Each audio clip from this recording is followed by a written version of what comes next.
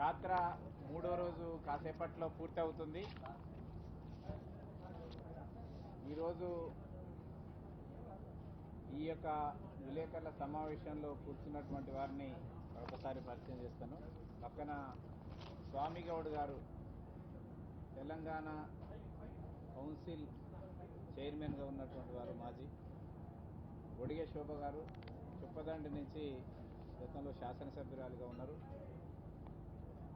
N V Subhash గారు అధికార ప్రతినిధి, ఈ యాత్రలో మీడియా ఇన్ఛార్జ్. వెంకటరమణ గారు సోషల్ మీడియా ఇన్ఛార్జ్. రామచంద్రారెడ్డి గారు గద్వాల జోగులాంబ గద్వాల జిల్లా అధ్యక్షులు. ఎస్ కుమార్ గారు ఎస్సీ మోర్చా జాతీయ కార్యదర్శి. ఇప్పుడు అధ్యక్షుల వారు మాట్లాడుతున్నారు.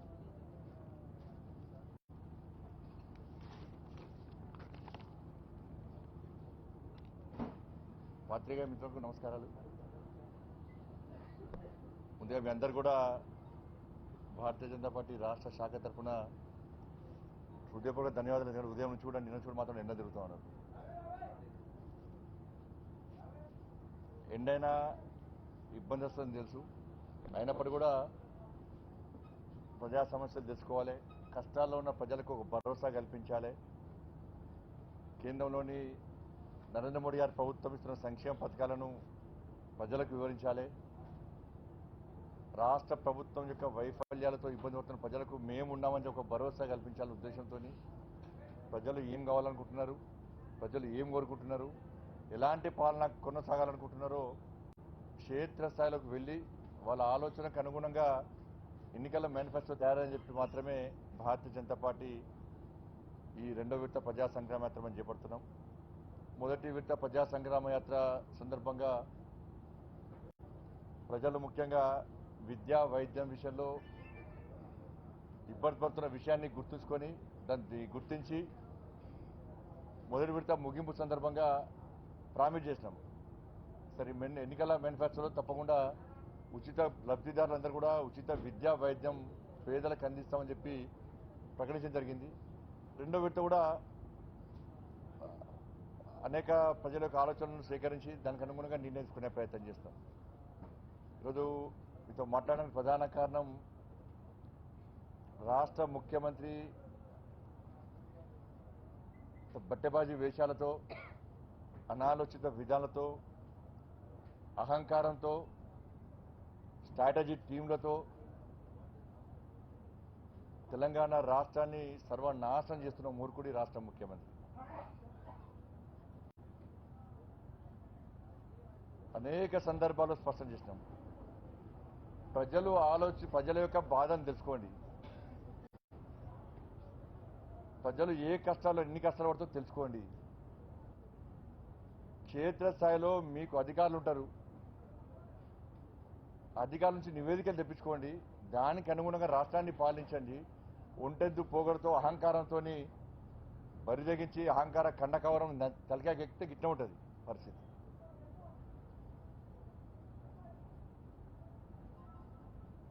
ఈ వ్యవసాయం విషయంలో మనకి రైతులను ఎందుకు ఇప్పటికి అర్థం కాదు. ఇప్పటికి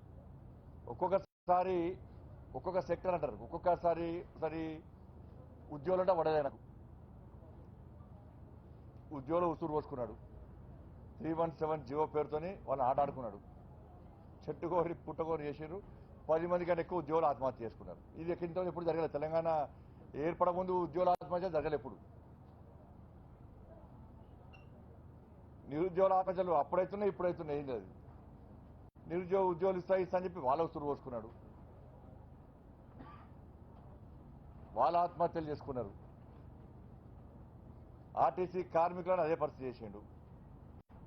విద్యా వాలంటీర్ కానీ, ఫీల్డ్ అసిస్టెంట్లు కానీ, నర్సులను కానీ వీళ్ళందరూ కూడా తొలగించి వాళ్ళు ఉసురు పోసుకున్నాడు. ఇది అయిపోయినాక నెక్స్ట్ రైతులు అమ్మడబడ్డాడు. ఇక రైతులు ప్రశాంతంగా ఉండదు. తెలంగాణ రాష్ట్రంలో రైతులు ప్రశాంతంగా ఉంటే నాకు ఎట్లా ఓట్లేరు.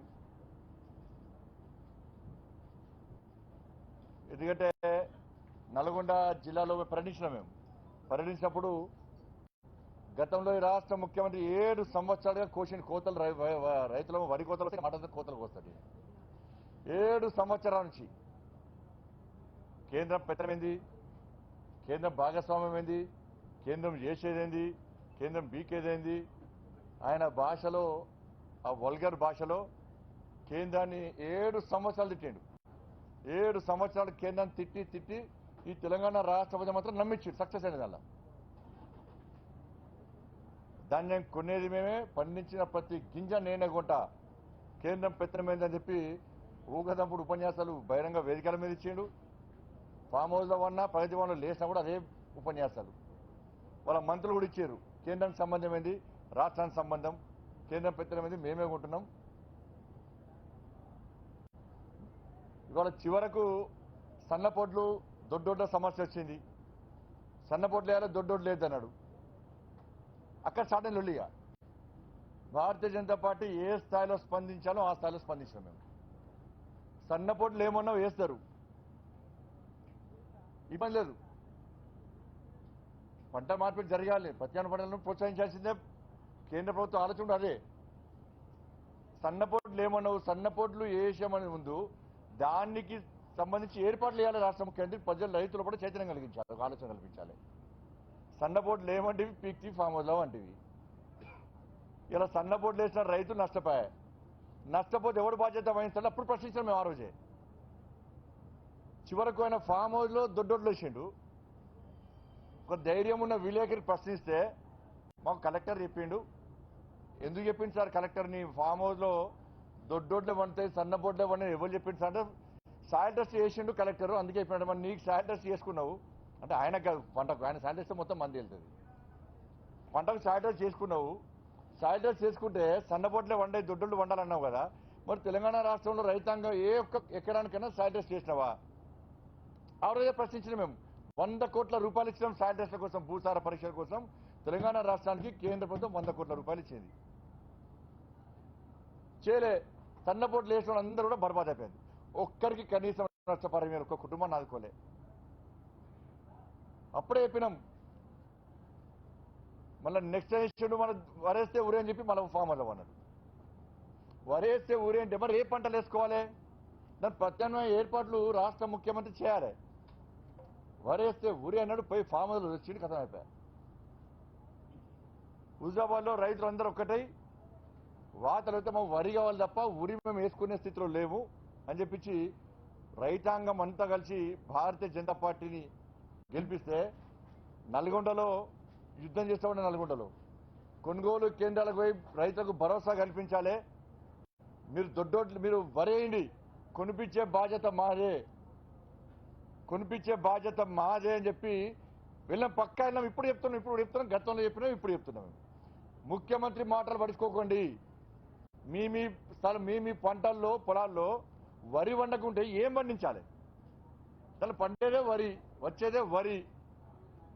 నువ్వు వరి రాకుంటే ఏమేనా నువ్వు ఎట్లా ముఖ్యమంత్రి రాష్ట్ర ప్రభుత్వం చెప్పకుంటే వాళ్ళు ఏడవాళ్ళ రైతులు?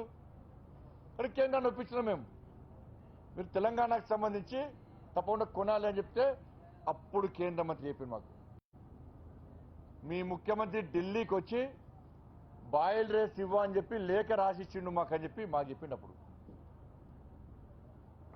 ఆ లేఖ రాసిచ్చిన విషయాన్ని నేను రాష్ట్ర ముఖ్యమంత్రిని ప్రశ్నించే వరకు కూడా రాష్ట్ర ముఖ్యమంత్రి చెప్పలేదన్న.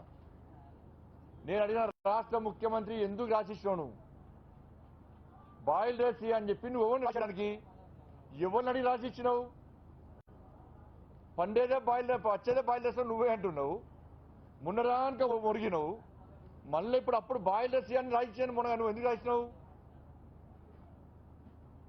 అని చెప్తే మెడ మీద కత్తి పెట్టి రాసినట్టు. మళ్ళీ మెడ మీద కత్తి పెడితే బాయిల్ రైస్ అని రాసిచ్చండి. నేను కిడ్నాప్ చేసి రాసి మరి నాకు అర్థం కాలే, రూమ్లో తాళాలు వేసి రాసి మరి నేను చెప్పే వరకు కూడా రాష్ట్ర ముఖ్యమంత్రి చెప్పాను. నిజంగా మెడ మీద కత్తి పెట్టి రాసేది ఉంటే ఉజావరి టీఆర్ఎస్ పార్టీ గెలుస్తున్నానా? గెలుస్తున్న టీఆర్ఎస్ పార్టీ మెడ మీద కత్తి పెట్టిండు, మేము బాయిల్ రైస్ అని రాసిచ్చినాము, కేంద్రం కొనడా అని చెప్పి నూకుంటున్నానా? లేదానే ఉన్నట్టు సృష్టించేటువంటి ఒక రాజకీయ చతురత, అంటే చెడు చతురత రాష్ట్ర ముఖ్యమంత్రి.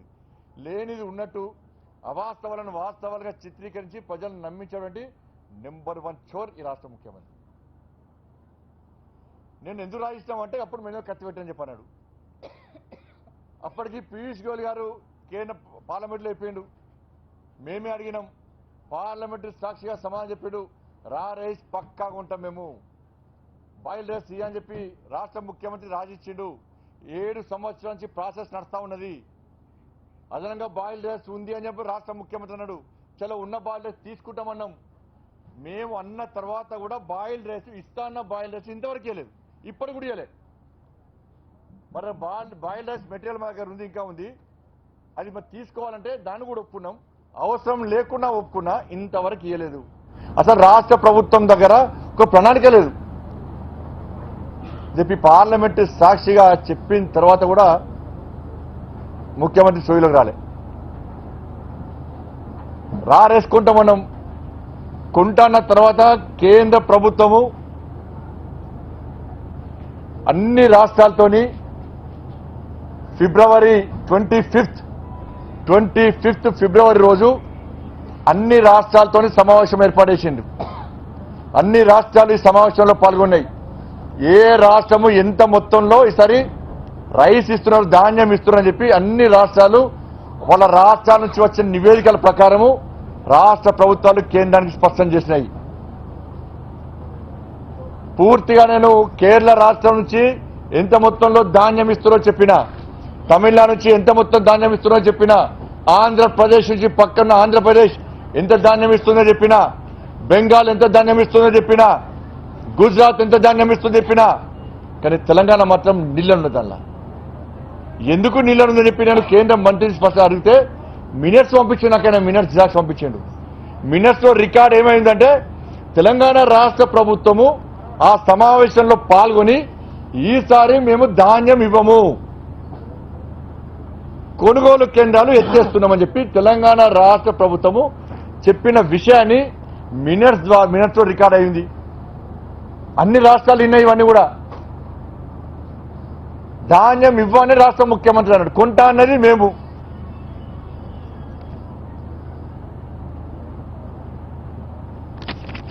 కొంటా అన్నది మేము. ఇవాళ ఇయ్యన్నది ఆయనే, కొనుగోలు కేంద్రాలు ఎత్తేస్తున్నది ఆయనే. ఇలా మళ్ళా ఢిల్లీకి పోయి సిగ్గు లేకుండా ఢిల్లీకి పోయి ధర్నా చేసిండి. ఇక్కడ ధర్నాలు చేసి రైతుల వాళ్ళు రాలే. చీరలు గుంజుకున్నాడు, ఆడవాళ్ళు అవమానపరిచి మైకులు గుంజుకోవడానికే ధర్నా జరిపినాయి వాళ్ళకు. ఓలుగోలు తన్నుకున్నాడు, ఓలుగోలు ఫ్రీ హాజ్ చేసుకున్నాడు తప్ప దానిలో ఎవ్వరు రైతులు లేరు. ఒక్క రైతు కూడా పాల్గొనలేరు. రైతులకు వాస్తవ విషయాలు తెలిసినాయి. ఎందుకంటే నల్గొండలో మేము కొనుగోలు కేంద్రాలు సందర్శించినప్పుడు మమ్మల్ని అడ్డుకునే ప్రయత్నం టీఆర్ఎస్ పార్టీ చేసింది. పోలీసుల ద్వారా అడ్డుకునే ప్రయత్నం చేశారు. రాళ్లతో కొడితే రైతులకు దెబ్బ తగిలినాయి. అయినా కూడా ఎక్కడ ఆగలే. అన్ని కొనుగోలు కేంద్రాలు తిరిగినాం, స్పష్టం చేస్తాం. ఇవాళ ధాన్యం కొనేది కేంద్రమే, ప్రతి పైసా కేంద్రం ఇస్తున్నది. సుతిల్తాడు కాంచెలి బియ్యం ఆడిచ్చేదాన్ని కూడా, వడ్లు కొని బియ్యం ఆడిచ్చేది. స్టాఫ్ కూడా చివరకు బ్రోకరేజ్ చేసిన ముఖ్యమంత్రి కూడా బ్రోకరేజ్ చేసినందుకు కమిషన్ ఇస్తున్నారు. దాని ప్రతి పైసా కేంద్రమే ఇస్తుందని చెప్పి ఆధారాలతో సహా మేము వివరించిన తర్వాత రైతులకు వాస్తవ విషయాలు తెలిసినాయి. అరే కేంద్రమే అందిస్తే ఈయన వేసేదని ఇన్ని రోజులు నమ్మించిండు, గింజ ప్రతి గింజ కొంటా అన్నాడు. మరి ఈసారి వరేస్తే ఊరని ఎందుకంటున్నాడు, ధాన్యం కొనాలని ఎందుకంటున్నాడు అని చెప్పి రైతుల లోపల ఆలోచన వచ్చిన తర్వాత ముఖ్యమంత్రి కసి పెంచుకున్నాడు. ఇక రైతులు అన్ని విషయాలు తెలుసుకున్నారు. ఇక ఈసారి మళ్ళా పంట కొంటే నేను బ్రోకరేజ్ చేస్తే కేంద్రం పేరు వస్తుంది. నేను ఏం కష్టపడ్డా వేస్ట్.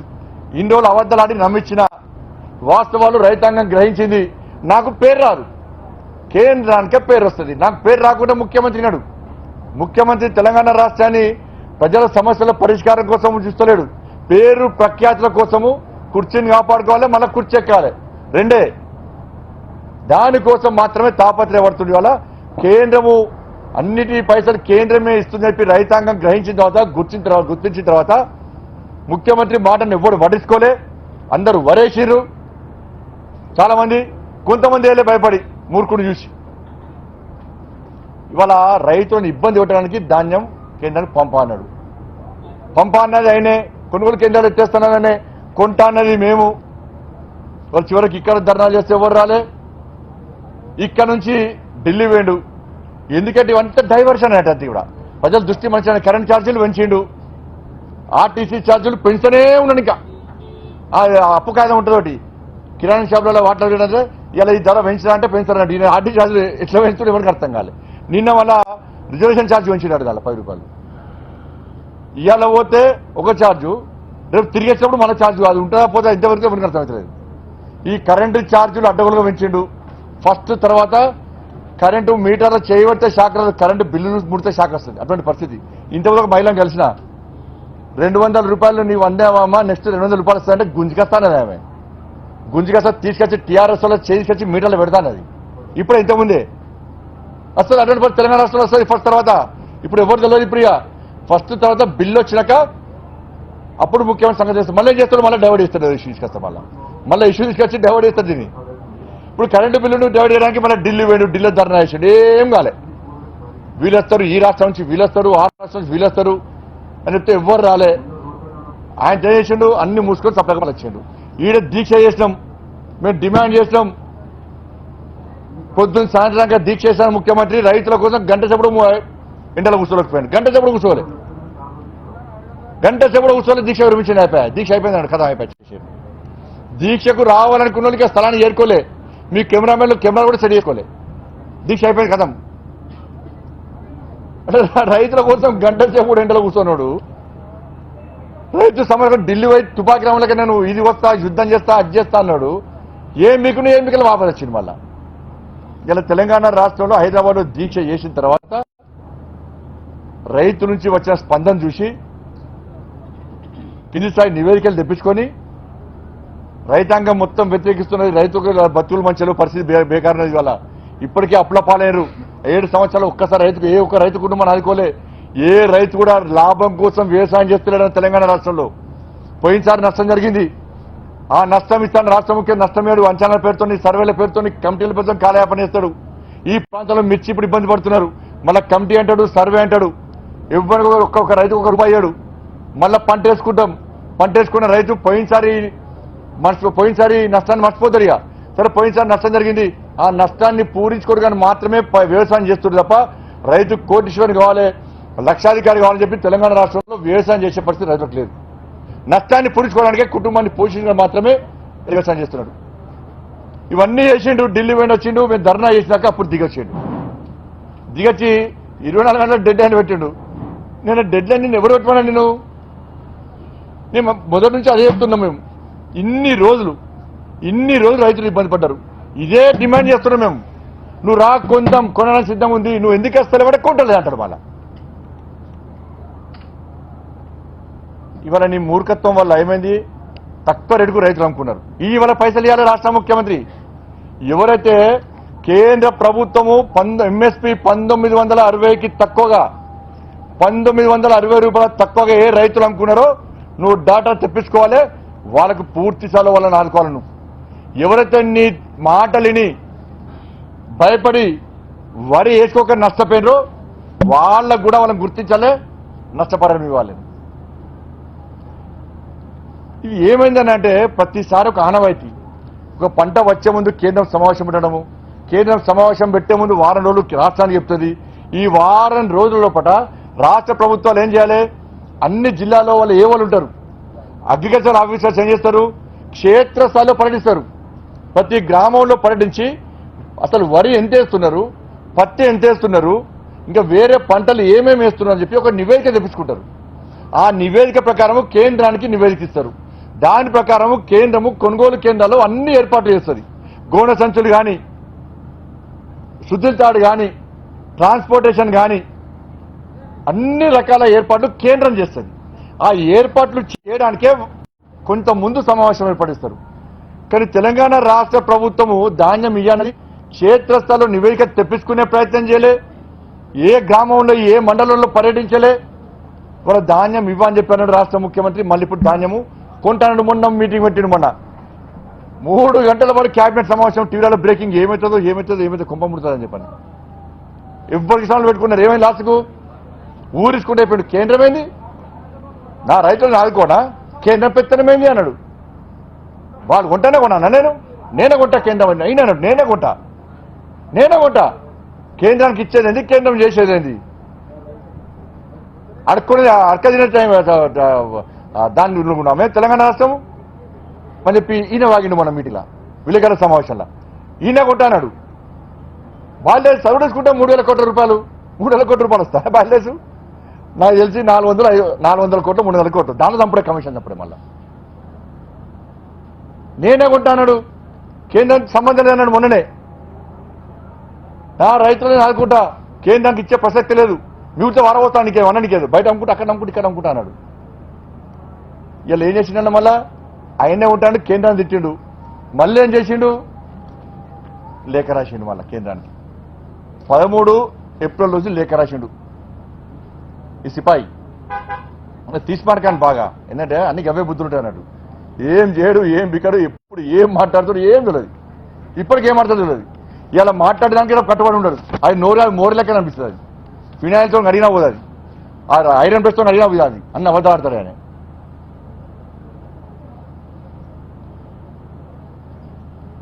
ఇది ఏప్రిల్ 13 రాసిండు.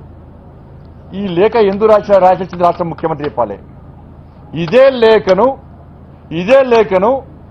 నెల రోజు మొత్తుకుంటున్నాం మేము. రాష్ట్ర ముఖ్యమంత్రి లేఖ రాయి, కేంద్రం ధాన్యం కొంటానది, నువ్వు లేఖ రాయి, రైతుల బతుకులు బర్బాద్ అయిపోతున్నాయి, రైతులు ఆత్మహత్యలు చేసుకునే పరిస్థితి ఉన్నది, ఈ లేఖ రాయి అని చెప్పి నెల రోజు నుంచి మొత్తుకుంటున్నాం అన్న మేము.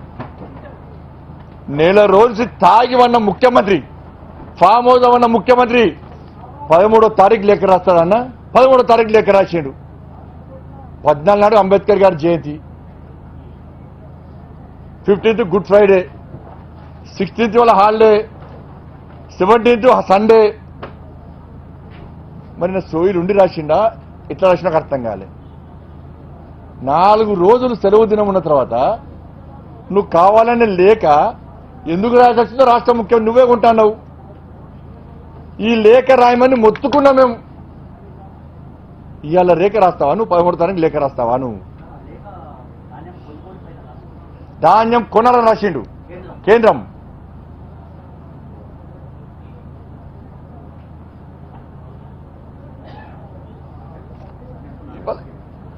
ఇవాళ దీనికి కారణం ఏందో రాష్ట్ర ముఖ్యమంత్రి చెప్పాలి. ఏం చేస్తారు ఇప్పుడు? మళ్ళా ఇంతకు చెప్పిన అన్ని ఏర్పాట్లు చేసుకోవాల్సి వస్తుంది.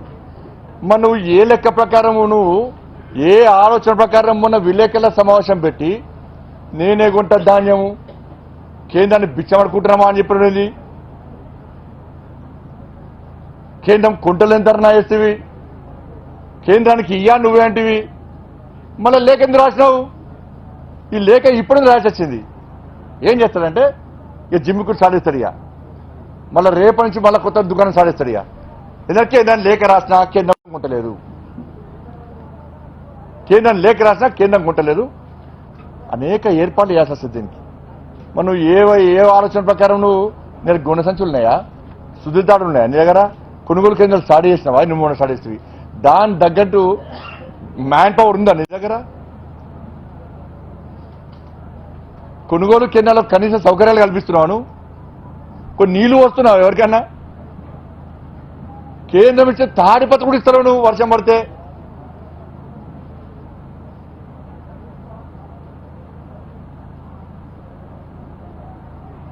ఏమైనా నీ రైతు సమన్వయ సమితిలు ఎడవా? ఏం చేయడానికి పెట్టావు రైతు సమన్వయ సమితిలు? తరుగు వేయాలి, తౌడు పేరుతోని, తరుగు పేరుతోని, కాంటాల పేరుతోని, ట్రాన్స్పోర్టేషన్ పేరుతోని రైతుల దగ్గర నుంచి రైతుల మెడలు వంచి రైతుల దగ్గర నుంచి కమిషన్లు దుబ్బి రైతులను మోసం చేయాలి. దాని ద్వారా కమిషన్ల పేరుతో పైసలు చంపాలి. దానికని రైతు సమన్వయ సమితిలు దేని పనిచేయవి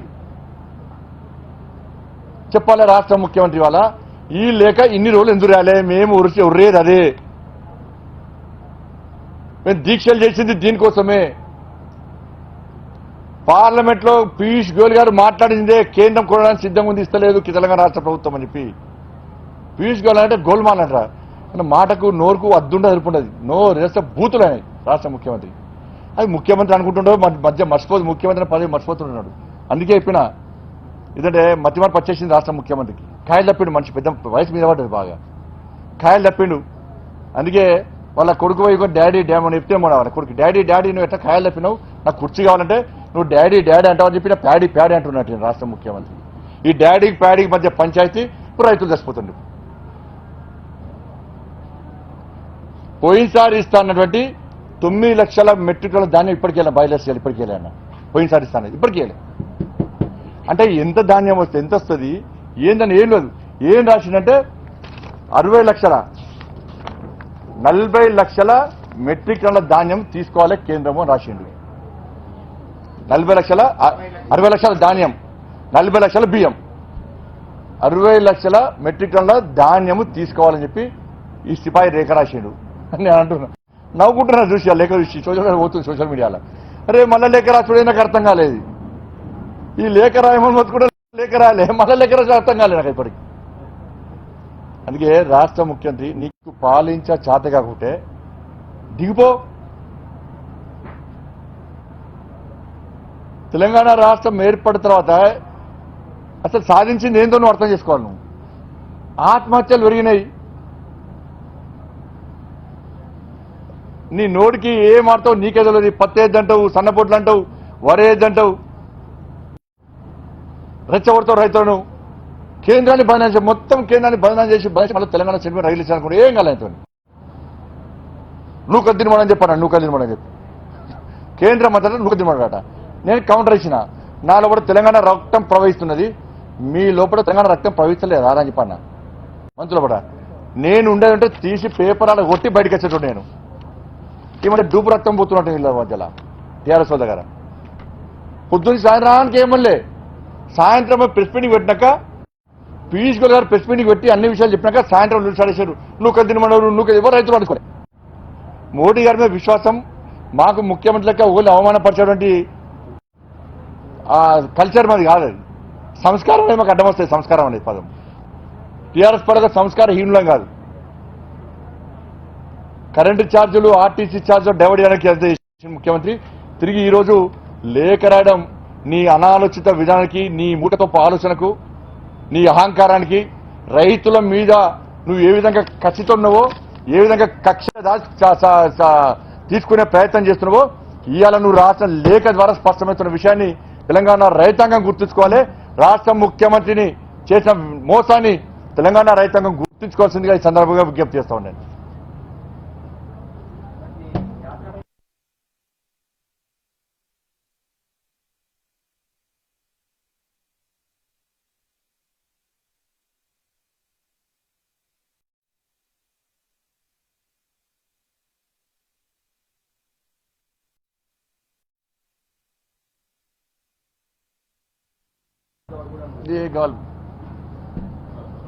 డిప్రెషన్ బాగా చెప్పిన పొద్దు చెప్పినా కదా. సాయి అనే కార్యకర్త, ధర్మం కోసం పనిచేసే కార్యకర్త, పార్టీ సిద్ధాంతం కోసం కమిట్మెంట్తో పనిచేసే కార్యకర్త సాయి. చాలా పేద కుటుంబానికి సంబంధించిన వ్యక్తి అయినప్పటికీ ఒకవైపు అమ్మని చదువుకుంటూ నిత్యం పార్టీ కోసం పనిచేసే కార్యకర్త సాయి గణేష్. ఎక్కడ అవినీతి జరిగినా కూడా దాన్ని ఎదిరించే వ్యక్తి సాయి. ధైర్యంగా ఎదిరిస్తాడు. ఎవరైనా కూడా, ఏ పార్టీ అయినా కూడా, ఏ అధికారి అయినా కూడా ధైర్యంగా వీళ్ళు ఎదిరించే వ్యక్తి సాయి. స్థానిక మంత్రి, కొంతమంది అధికారులు అడ్డగోలుగా అవినీతికి పాల్పడుతూ, అక్రమాలకు పాల్పడుతూ పేదోళ్ల రక్తం తాగుతుంటే అనేక సందర్భాల్లో లీగల్గా, పొలైట్గా, చట్టపరంగా ప్రశ్నించేటువంటి ఒక నిజమైన కార్యకర్త సాయి గణేష్. ఈయన మీద ప్రశ్నించినందుకు ఈయన మీద 10కి పైగా 15 పైగా కేసులు పెట్టి నాన్ అవైలబుల్ కేసు. ఈయన ఎక్కడ అడ్డుకోలే, ఎవరిని అడ్డుకోలే. ప్రశ్నించినందుకు 10 నుంచి 15 కేసులు పెట్టి ఈ కార్యకర్త మీద రౌడీ షీట్ ఓపెన్ చేసింది. కార్యకర్త మీద. ఎల్లుండి పెళ్లి అయినది, మొన్ననే ఎంగేజ్మెంట్ అయింది. మొన్ననే ఒక పేద అమ్మాయిని పెళ్లి చేసుకుంటుండే ఆయన. నాకే ఫోన్ చేసిన, అన్న పెళ్లికి రావాలంటే, పెళ్లికి రాలేని తమ్ముడు, నువ్వు పెళ్లి చేసుకున్నాక ఇంటికి వచ్చి వెళ్తుంది అన్న, లేదన్నా పెళ్లి అయినాక నేనే యాత్రకు వస్తాను. నేను మా అమ్మను మా భార్య తీసుకుని యాత్రకు వస్తాను అని చెప్పన్నాడు సాయి అనే కార్యకర్త. ఇలా రౌడీ షీట్ ఓపెన్ చేసి పెళ్లి చేసుకోవద్దు సాయి అనే వ్యక్తి. పెళ్లి చేసుకోవద్దు, అని చెప్పి అక్కడ స్థానిక మంత్రి ఆదేశాల మేరకు పోలీస్ అధికారులు ఆయన చిత్రహింసలు పెట్టే ప్రయత్నం చేస్తే, బెదిరించే ప్రయత్నం చేస్తే సీఐని ప్రశ్నించడానికి పోయి ఇలా పురుగుల మంది తాగి ఆత్మహత్య తీసుకుని లాస్ట్కు యశ్వదాస్ ట్రిబ్యునల్ చేసి చనిపోయింది వాళ్ళు. దీన్ని హత్య అంటారని ఆత్మహత్య అంటారా మీరే చెప్పండి వాళ్ళు. ఇది స్థానిక మంత్రి పోలీస్ అధికారులు చేసినటువంటి హత్య. ఇది ఆ మంత్రి అనుకుంటున్నారు కావచ్చు నేను దాదాగిరి చేస్తున్నా, ఇంతకుముందు చేసినా, ఇప్పుడు చేస్తున్నాడు. నీ దాదాగిరిని ఏం చేయాలో అసలు ప్రభుత్వం వస్తుంది బిడ్డ అని నిన్ను వదిలిపెట్టాం, నీకు సహకరిస్తున్న పోలీస్ అధికారం కూడా వదిలిపెట్టాం. రాసి పెట్టుకున్నాం. ఆ కుటుంబాన్ని వాళ్ళ అమ్మను తప్పకుండా ఆ కుటుంబాన్ని తప్పకుండా మేము ఆదుకుంటాం. సాయి ఏ సిద్ధాంతం కోసం, ఏ లక్ష్యం కోసం, ఏ అవినీతికి వ్యతిరేకంగా సాయి యుద్ధం చేసిండో, ఇవాళ అసూలు బాసిండో, తప్పకుండా ఆ సాయిని స్ఫూర్తి చేసుకొని ఖమ్మంలో మా కార్యకర్తలు తప్పకుండా పనిచేస్తారు. ఆ సాయి ఆత్మకు శాంతి చేకూర్చాలని చెప్పి అలా భగవంతుని ప్రార్థిస్తూ ఆ కుటుంబాన్ని ఎట్టి బస్సులో మేమే ఆదుకుంటాం. ఓకే, ధన్యవాదాలు.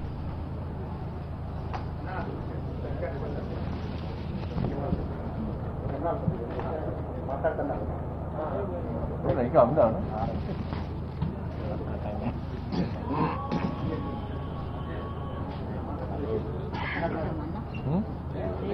సాయి ఫ్లెక్సీ పెట్టి పాదయాత్ర స్టార్ట్ కాకుండా మనం పువ్వులు వేసి ముట్టినట్లు చేయాలి. మంచి ఆలోచన.